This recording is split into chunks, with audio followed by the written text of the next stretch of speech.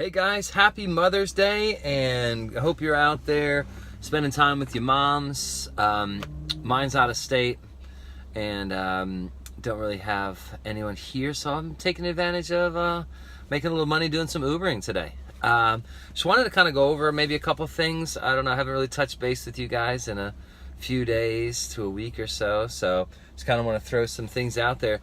I'm going to be turning in this car by Friday. I've got a week-long job that's going to take me off of the road for a little while, which is, it's going to give me a time to sort of reflect, because since I've had this car and since I'm renting it, I'm paying quite a bit of money to have this car. So any time off I get, any day off, I'm not sitting in it, or should I say I'm in it. I'm working. So I haven't had much free time to even sit down and do a video. So that's kind of cool.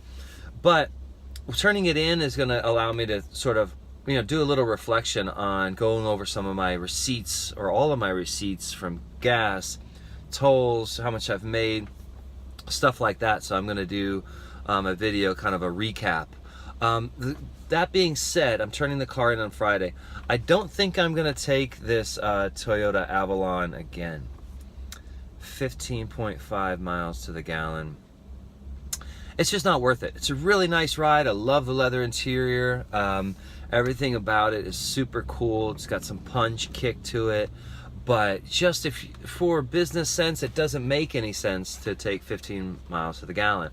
So I'm going to weigh my options out. I know I'm looking for a vehicle to buy eventually. I might try renting an XL. So I've got a couple leads on that. So I don't know, just gonna take that as is for what it is. But tell you what's something, my hands have calluses.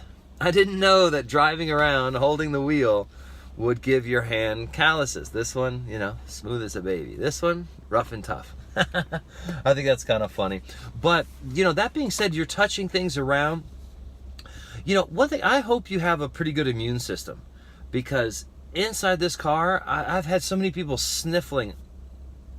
Let me backtrack a little bit. The weather here in New York has been so haywire, up and down, pollen. I'm having to dust the car off 2 or 3 times a day. So, always kind of got sniffles here. I'm never like that. I'm always been very healthy and never really had allergies or, had a cold for what I did. So that being said, inside the car, make sure you're keeping it clean. I got some of those antibacterial wipes, and I've been going around once a day. I scrub this thing down, like soak it down.